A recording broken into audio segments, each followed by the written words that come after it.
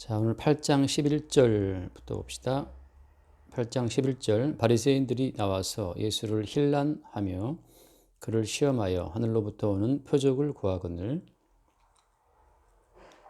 예수께서 마음속으로 깊이 탄식하시며 이르시되 어찌하여 이 세대가 표적을 구하느냐 내가 진실로 너희에게 이르노니 이 세대에 표적을 주지 아니하리라 하시고 그들을 떠나 다시 배에 올라 건너편으로 가시니라. 아멘. 여기까지 봅시다. 오늘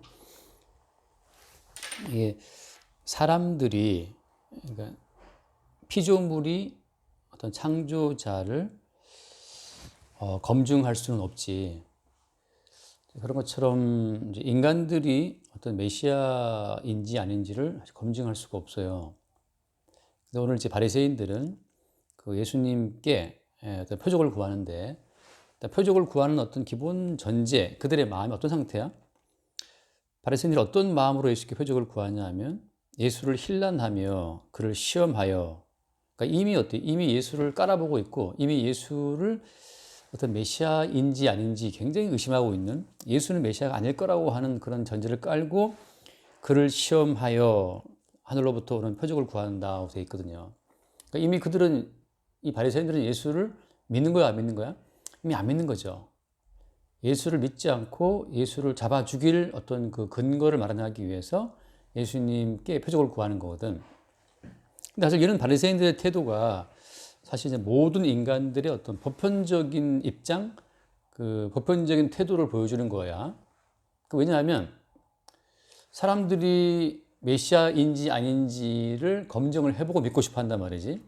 그 무슨 말인가 하면 우리 속에 예수를 믿을지 말지 어떤 결정할 수 있는 결정권이 있다고 지금 전제하고 있는 거거든.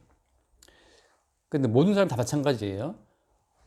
모든 인간은 다 선악과를 먹었기 때문에 자기 안에 어떤 선과 악을 판단할 수 있는 판단의 어떤 그 주체가 자기라고 하는 인식이 있고, 그 다음 내가 예수를 믿든지 말든지 그것도 내가 결정한다고 하는 그 자기 결정에 대한 어떤 의식이 있어요. 그러니까 선악과를 먹은 그 선과 악을 먹고 나서 생긴 주체의식이 갇힌 거거든, 사실은. 그러니까 나는 생각한다, 그러고 난 존재한다. 그 데카르트가 한 말인가? 그 말이잖아. 내가 어떤 만물을 생각하고 사유함으로 말미암아서 나의 어떤 그 생각 속에 모든 만물이 존재하는 거지. 내가 스스로 생각하지 않으면 이 모든 만물 자체도 나한테 의미가 없다는 거거든, 사실은. 그러니까 모든 판단의 주체를 자기라고 믿고 있는 그 인간의 의식이, 그게 모든 인간들의 보편적인 의식인데, 그 자기 판단, 자기 결정의 주체로 자기를 믿고 있는 그 모든 인간의 대표자로 성경에 나온 사람들이 바리새인이에요. 그러니까 바리새인들은 누구를 지금 믿고 있어, 지금까지 계속? 바리새인들은 여호와 하나님 믿고 있다고 말하잖아요, 그죠? 하나님을 믿고 있고, 그리고 율법을 그들이 지키고 살아왔는데, 그들이 하나님을 믿고 율법을 지켜왔다고 하는 그 모든 사실은 누가 주체가 돼서 벌인 일이에요? 그들이 주체가 되어서 자기들의 의지로, 자기들의 판단으로, 자기들의 양심으로 여호와 하나님을 믿고 산 거지. 그러니까 이것은 그들의 믿음인 거지, 인간의 믿음인 거지, 하나님이 말씀하시는 믿음이 아니에요. 똑같아. 가끔 이제 네가 질문하잖아. 그런 질문들을 들으면 그게 이제 너의 질문이기도 하지만 사실 또 많은 사람들이 품었던 질문들이거든. 근데 그 모든 질문을 들어보게 되면 내가 우주의 어떤 중심에서, 내가 어떤 그 진리 판단의 주체로서 내가 무엇이 옳은지 그른지 판단해 보겠다, 그런 의식이 깔려 있단 말이지. 그래서 내가 모든 판단과 결정의 주체가 되어서 믿을지 말지, 이 진리가 진리인지 아닌지 그 이론이 맞는지 한번 판단하겠다고 하는 그 자체는 아직까지 어때요? 아직까지 우리를 창조하시고 우리를 구원하신 그 주님의 방문을 받아보지 못한 사람들이 할 수 있는 질문들이라고 하는 거야. 성경을 보게 되면 알지만 인간들 쪽에서 하나님을 찾아가고 추구해서 만난 경우는 한 건도 없어요. 다 하나님이 일방적으로 찾아오셔서 하나님 자신을 나타내고 증거할 때, 그때 이제 만남이 성사되고, 그때 그들이 하나님 베풀어 주시는 믿음 속에 들어가게 된단 말이지. 우리가 아는 모세 같은 사람도 어때요? 모세가 스스로 여호와 하나님을 찾아갔나? 그 얘기는 알지. 그 떨기나무 불꽃 가운데 나타나신 여호와 하나님, 얘기 들어본 적 있잖아.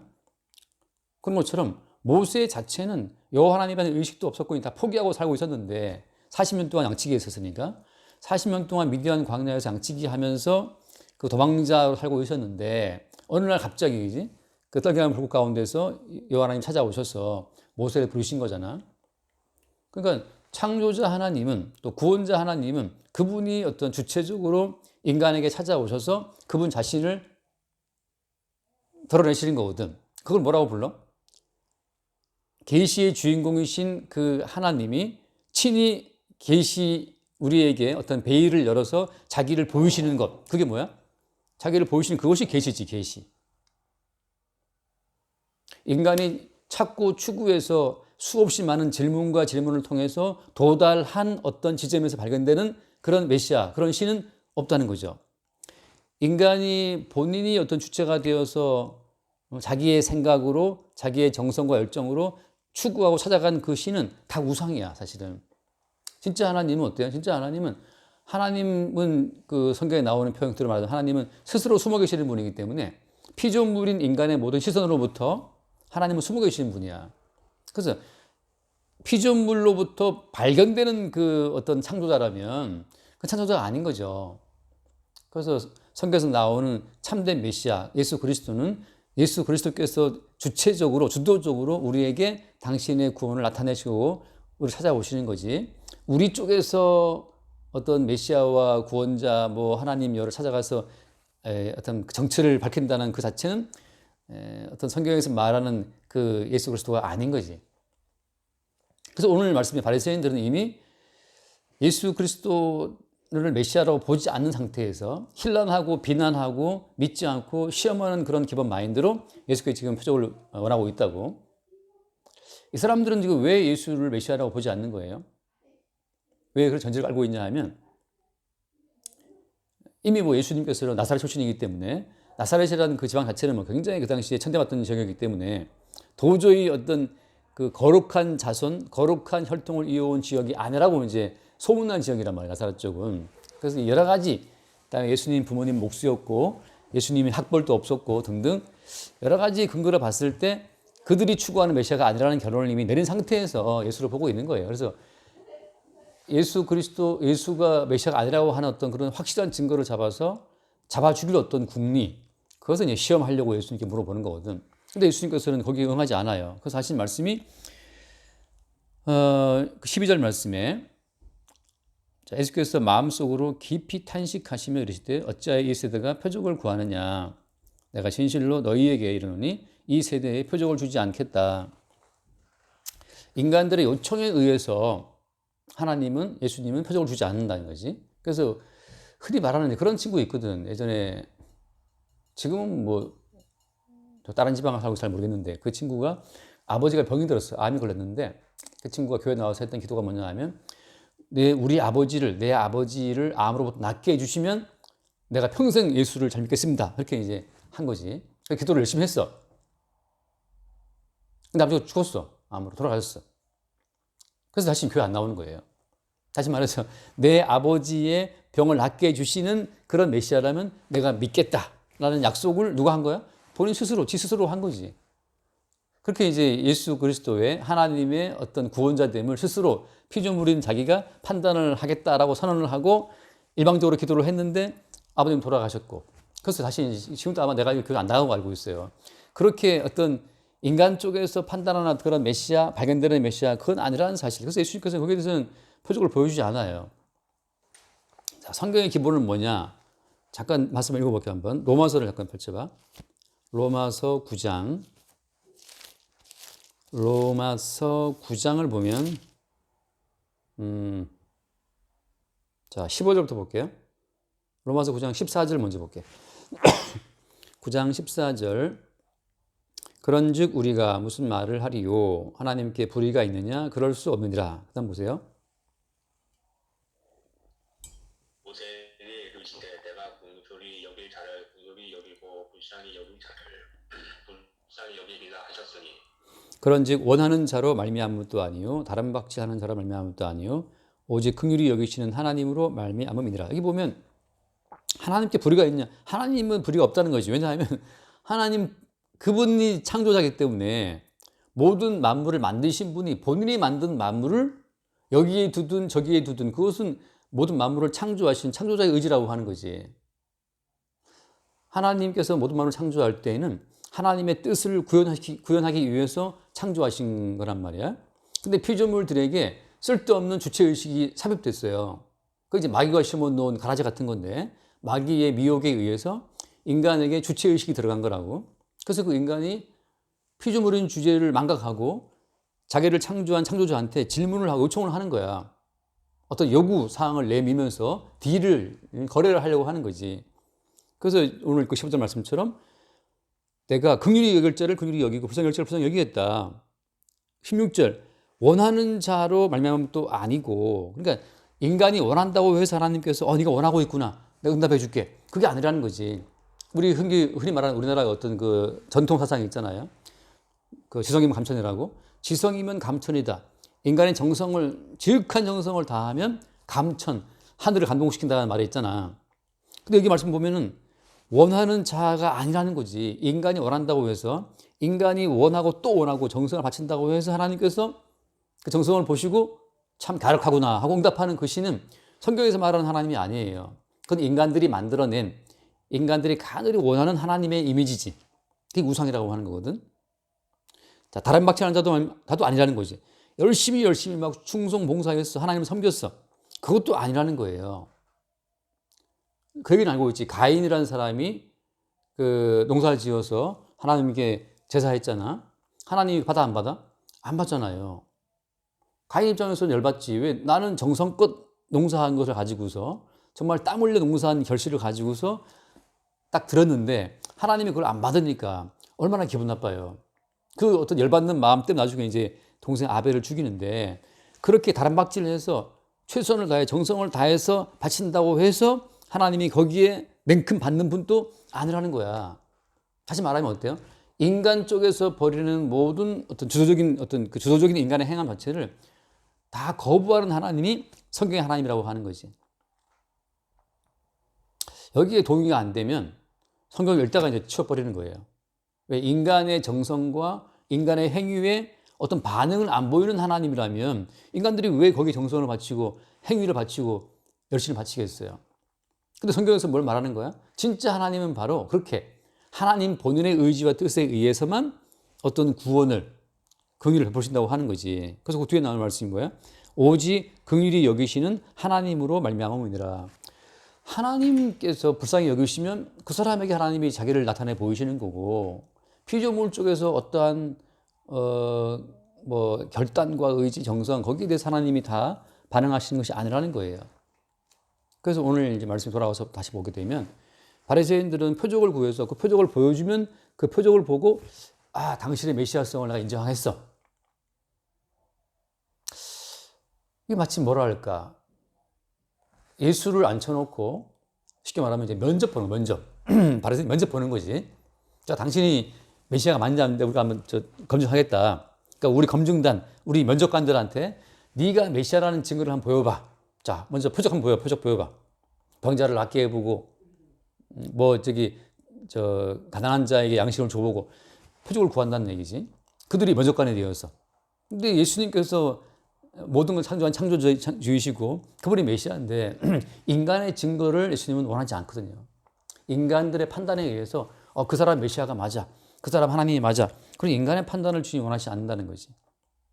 그래서 주님께서 거기에 응하지 않고 그냥 떠나버려요. 왜? 사람의 증거를 통해서 내가 메시아라고 하는 그 자기를 입증할 필요가 없는 거거든. 그러니까 진짜 예수 그리스도는 사람의 증거를 필요로 하지 않아요.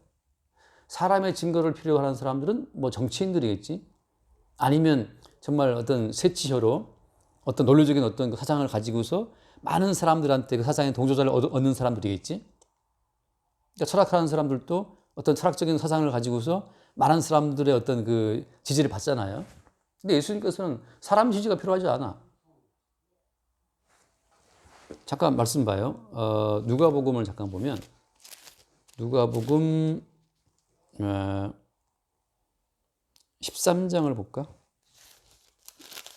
누가복음 13장을 보면은 13장 23절 말씀 볼게. 13장 23절. 어떤 사람이 여짜오되 주여 구원을 받는 자가 적으니이까 그들에게 이르시되.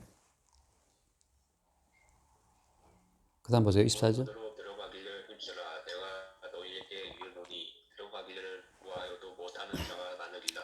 자, 질문이 참 재밌잖아. 예수님, 구원받는 사람이 적습니까? 이렇게 물었어. 근데 그 다음 답변이 뭐냐면 좁은 문으로 들어가기를 힘쓰라. 들어가기를 구하여도 못하는 자가 많으리라. 이 이야기는 어때요? 예수님 자체는 굳이 많은 사람을 구원하실 그런 필요를 지금 못 느끼시는 거예요. 왜냐하면 예수의 그 뜻이 뭐야? 이름의 뜻이? 기억나요? 예수라고 하는 이름의 뜻이 뭐야? 예수라는 이름의 뜻은 자기 백성을 저희 죄에서 구원할 자란 말이지. 근데 예수님이 처음부터 자기 백성을 구원하러 오신 거야. 그러니까 자기 백성만 찾아가서 자기 백성에게만 자기를 계시에 나타내 보이시고 자기 백성만 구원하시면 되거든. 구해도 들어가기를 구해도 나는 좁은 문으로 들어가서 천국에 갈래 구원받을래 이렇게 구한다고 해서 하나님께서 예수님께서 그들의 모든 구원의 의지를 그들의 구원의 의지를 주님께서 오케이 참 훌륭하구나 이렇게 용납하실 분이 아니고 자기 백성을 구원하러 오신 예수님의 의지에 의해서만 구원이 이루어진다고 하는 거지. 이게 지금 성경에 대한 아주 중대한 오해예요. 사람들은 자기들이 정성을 바쳐서 어떤 구원의 의지를 보이면 하나님이 야, 너 참 진심으로 네가 구원받기를 원하고 있구나. 그 내가 네 진심 보고 내가 널 구원해 줄게. 이럴 줄 알거든. 성경에서 말하는 하나님은 그런 분이 아니라는 거죠. 하나님은 처음부터 그분이 창조자이고 그분이 구원자이기 때문에 그분이 원하시는 백성을 그분이 원하시는 때에 찾아와서 구원하시는 거지. 그래서 주님께서 굳이 많은 사람이 필요 없어요. 주께서 창세전에 언약 가운데 확정된 자만 구원하시면 되는 거란 말이지. 그런 흐름 속에서 주님께서는 굳이 그들에게 표적을 보이지 않고 배에 올라서 건너편으로 그냥 가버렸어. 내가 왜 너희들한테 나의 표적을 보여서 나의 메시아됨을 증명을 해야 되며 너희들이 뭔데 면접관처럼 앉아서 나의 메시아됨을 심사하려고 하느냐. 거기 지금 응답하지 않는다고 하는 거지. 자, 그러면 예수님께서 찾아오셔서 자기를 계시해서 내가 바로 메시아라고 하는 것을 보인 그 사람들에게 나타내 보이시는 표적은 뭐야? 표적은? 오늘 말씀 바리새인들이 그 요구하고 오잖아요. 그지? 표적이 뭐냐 하고 이제 표적을 구한다고 말해요. 근데 주님께서는 이때가 표적을 구한다. 나는 이때의 표적을 보여주지 않겠다. 그러시는데 그럼 예수님께서 자기 백성에게 나타나서 보여주시는 표적은 뭐야? 다시 말하면 진짜 예수 그리스도를 만난 사람들 그들은 도대체 어떤 표적을 보고 예수를 믿게 되는 걸까? 성경에서 말하는 참된 메시아, 진짜 메시아를 만난 사람들이 보게 되는, 경험하게 된 표적이라고 하는 것이 있어요. 그 표적이 바로 뭐야? 그 표적이 내가 여러 번 이야기했죠. 그 표적이 요나의 표적, 요나의 표적. 요나의 표적은 뭘 말한다고? 요나의 표적은 요나라고 선지자가 물고기 뱃속에 들어가 있다가 사흘 만에 튀어나온 것처럼 예수님께서 십자가에 죽으시고 사흘 만에 살아나실 것을 말하는 거란 말이지. 그러니까 요나의 표적이라고 하는 것은 예수님의 십자가의 죽음을 말한다고. 다시 말해서 우리가 추구하는 메시아가 아니고 예수 그리스도가 찾아와서 자기의 메시아됨을 나타내 보임으로 말미암아 예수를 만나게 된 사람들이 경험하게 되는 표적은 뭐냐? 그 표적은 십자가의 표적이에요. 다시 말하면 십자가에 못 박혀 죽으신 예수 그리스도를 참된 메시아로 본다는 거지. 이게 되게 역설이야. 왜냐하면 모든 사람들이 구하는 어떤 표적은 어떤 표적이에요? 보편적으로 모든 인간이 구하는 표적은 내 생존을 보장해주고 내 아픈 병을 낫게 해주고 나의 비루한 처지에서 나를 높여주는 그런 메시아를 원하고 있거든. 근데 성경에서 말하는 참된 메시아의 표적이라고 하는 것은 십자가의 표적이에요. 십자가의 표적. 그것은 뭘 말하냐면 내가 십자가에 죽는다고 하는 거지. 그래서 살기를 바라는 자들, 영광을 구하는 사람들은 십자가라고 하는 그것을 표적으로 도저히 보고 믿을 수가 없어요. 왜냐하면 십자가는 그거 죽는 거니까. 부끄러운 거니까. 뻘과 벗기운 채로 못 박혀가지고서 어떤 사람들은 3일 동안 헐떡거린다는 거지. 그 빨리 안 죽고 말이야. 피가 서서히 나와서. 그 헐떡거리는 그 죽음 속에 죽어가는 그 비참한 십자가 자체를 사람들은 다 거부해요. 다 살기를 바라고 영광을 구하기 때문에. 근데 그 십자가의 표적을 바라보고 저분이 메시아구나 알아보는 사람 자체가 있다는 거지. 그게 진짜 놀라운 거라고. 자, 그게 왜 그런 일이 벌어지는 거예요? 십자가를 바라볼 때 잠깐 성경 한번 읽고 요 부분 마무리하자. 누가복음을 잠깐 봐. 누가복음 23장을 볼게요. 누가복음 23장을 보면 23장 자 32절부터 32절 23장 32절 또 다른 두 행악자도 사형을 받게 되어 예수와 함께 끌려가니라. 다음 33절 애굽이라 하는 곳에 이르러 거기서 예수를 십자가에 못 박고 두 행악자도 그렇게 하니 하나는 우편에 하나는 좌편에 있더라. 자, 이거 그 유명한 이제 강도들 이야기야. 자, 이 예수께서 이르시되 아버지 저들을 사하여 주옵소서 자기들이 하는 것을 알지 못함이니이다 하시더라. 그들이 그의 옷을 나누어 제비 뽑을세. 그다음 백성은 서서 구경하는데 바리들은 비웃어 이르되 저가 남을 구원하였으니 만일 하나님이 택하신 자 그의 주도 보이면 자신도 구원할지어다 하고 그러면서 이제 뭐 내가 만일 유대인의 왕이면 네가 너를 구원하라 이렇게 요청하고 39절 말씀하고 39절 달리 행악자 중 하나는 비방하여 이르되 네가 그리스도가 아니냐 너와 우리를 구원하라 하되 40절 하나는 그 사람을 꾸짖어 이르되 내가 동일한 정죄를 받고 있고도 하나님을 두려워하지 아니하느냐 우리는 우리가 행한 일에 상당한 보응을 받는 것이니 이에 당연하거니와 이 사람이 행한 것은 옳지 않은 것이 없느니라 하고 그다음 이르되 예수여 당신의 나라에 입하실 때 나를 기억하소서 하니 예수께서 이르시되 내가 진실로 내게 이르노니 오늘 내가 나와 함께 낙원에 있으리라 하시니라. 여기까지. 이 보면 두 강도가 같은 십자가에 못 박혀 있지만 같이 못 박힌 예수 그리스도를 바라보는 관점이 다르죠. 그죠? 이게 말하자면 십자가가 메시아의 표적으로 다가오게 된 사람이 하는 고백은 말은 뭐냐 하면 거기 오늘 한 강도처럼 우리는 우리가 행한 일에 상당한 보응을 받는 것이 당연하다는 거, 자기의 죽음 자체를 마땅한 것으로 지금 받아들이고 있는 거예요. 그러면서 어때? 함께 못 박혀 계신 저 예수 그리스도는 다 모든 것이 옳게 행하신 분인데 저분은 왜 죽는 것이냐라고 그 옆에 못 박혀 죽는 예수 그리스도를 바라보고 있는 거지. 다시 말해서 십자가가 표적이 된 사람들의 경우에는 자기 자신의 병들어서 쇠약해 돼서 죽는 가치를 그걸 마땅한 것으로 지금 받는다고 하는 거야. 십자가에 죽임당하신 예수 그리스도 봤을 때 마땅히 죽어야 될 나를 대신한 죽음으로 예수의 십자가를 보게 되는 그 안목이 참된 어떤 메시아의 표적을 본 사람들의 안목이라고 하는 거예요. 이렇게 물어볼게요. 사람이 나이가 많아 늙어 죽는 거야? 아니면 사람이 병들어 죽는 거야? 아니면 사람이 전쟁으로 죽는 거예요? 그것은 다 하나의 어떤 현상적인 거고, 현상적으로 봤을 때 그 사람이 아파서 병들어서 뭐 죽는 거고 나중에 숨어서 죽는 거지만, 현상적으로 봤을 때 뭐 사고로 죽고 하는 거지만, 그렇게 다양한 현상으로 죽음이 다가오게 되는 근본적인 죽음의 원인은 뭐야? 모든 인간이 근본적으로 왜 죽는 거예요? 성경에서 그걸 뭐라고 이야기해? 죽음의 양상은 나이 들어 죽든 병들어 죽건 사고로 죽건 전쟁으로 죽건 다양한 양상이 있지만 성경에서는 그 모든 죽음의 가장 근원적인 원인을 뭐라고 이야기해요? 죄의 삭수는 사망이다라고 해서 죄의 어떤 결과로 죽음을 말하고 있거든. 근데 십자가에 못 박혀 죽으신 예수로서 표적이 된 사람의 경우에는 자기의 죽음을 자기의 죄로 인한 당연한 어떤 결과로 그거를 수용한다고 하는 거지. 거기서 뭐가 보이는 거예요?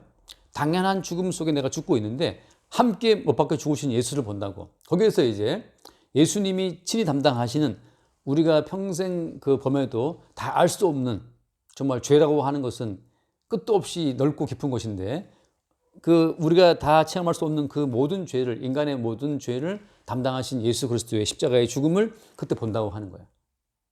다시 말해서 이건 좀 여러 번 들을 이야기지만 예수 그리스도의 죽음은 모든 인간들의 죄를 담당한 죽음이기 때문에 개별적인 우리가 이해하는 죽음 자체로는 예수의 죽음을 다 알 수가 없어요. 우리는 나의 죽음밖에 우리는 모르거든. 너도 지금 뭐 내 여드름 생각하잖아. 그러니까 우리는 내 몸 위주로밖에 생각을 못해. 내 여드름, 내 피부, 나도 허리가 지금 아픈데 내 허리 아픈 거밖에 생각 못한단 말이지.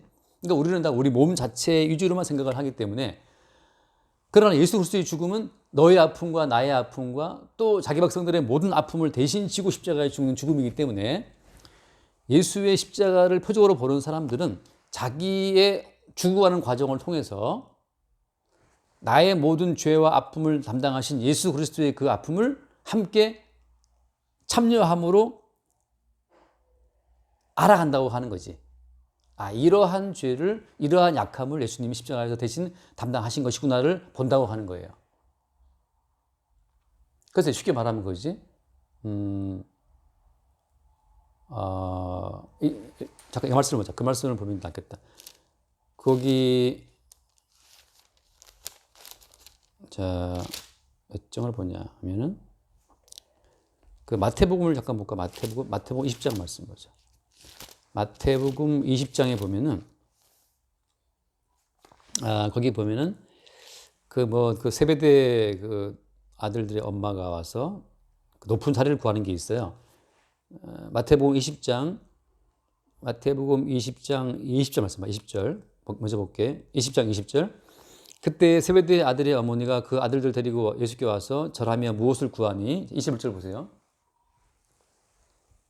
예수께서 이르시되 무엇을 원하느냐 이르되 나의 이 두 아들을 주의 나라에서 하나는 주의 우편에 하나는 주의 좌편에 앉게 명하소서. 이게 이제 그 안드레와 요한의 엄마거든. 안드레 요한. 되게 아무튼 뭐 대단한 극성스러운 엄마예요. 근데 22절 말씀 보면 예수께서 대답하여 이르시되 너희는 너희가 구하는 것을 알지 못하는도다. 내가 마시려는 잔을 너희가 마실 수 있느냐? 그들이 말하되 할 수 있나이다. 그다음 보세요.